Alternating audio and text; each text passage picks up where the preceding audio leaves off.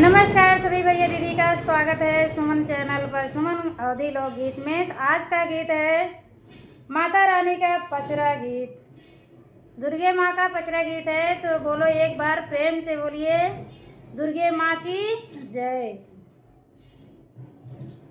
हाथवा मलिन मालिन बाँस कई डेलरिया, गजरा बेचाइया नमोल हो माँ। हाथवा मलिन मालिन बाँस कई डेलरिया, गजरा बेचाइया नमोल हो माँ। अपने मंदिरिया से आवई हो दुर्गा मैया, हम लेबै गजरा तोहार हो माँ। अपने मंदिरिया से आवई हो दुर्गा मैया, हम लेबै गजरा तोहार हो माँ। गजरा पहिरी मैया खुश होई गाइन, गजरा त गमकै दिन रात हो माँ।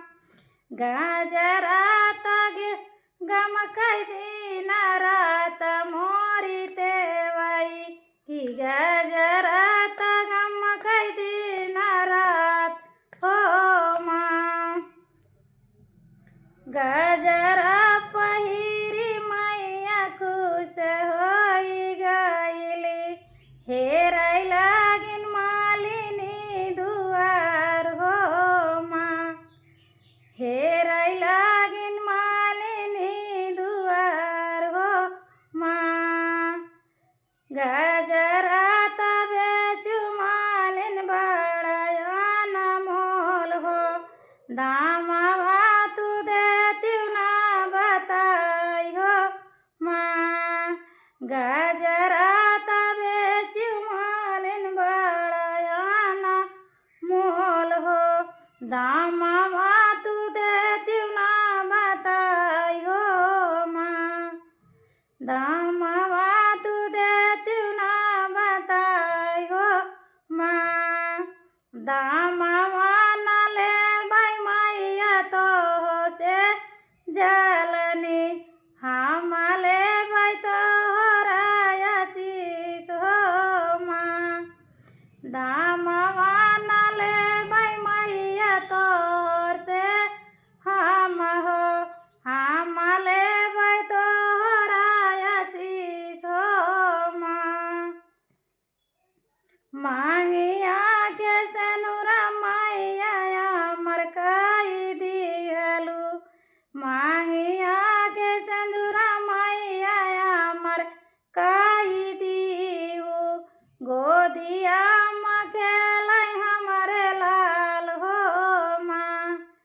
मांगिया के सेनुरा मैया अमर कई दिहु, गोदिया में खेलै हमरे लाल हो माँ।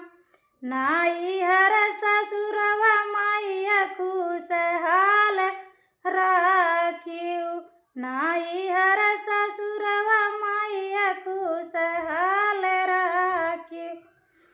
हरदम रखू अचरा छाँव हो माँ, हरदम राखिउ छाँव मोरी मैया, कि आचरा के राखिउ छाँव हो माँ। आचरा के राखिउ छाँव मोरी इया, कि आई बाटै मांगना हमार हो माँ। गजरा पहिरे हम खुश हुए तेवई, कि पूरा करब तोहर अरमान हो माँ। गजरा त तोरा बड़ा बाटै अनमोल हो, पूरा होई है तोहरा अरमान हो माँ। हाथवा डेलरिया की गजरा बेचाइया न मोलो माँ। तो बोलो सच्चे दरबार की जय, माता रानी की जय। तो आप लोग के गीत कैसा लगा ज़रूर बताना।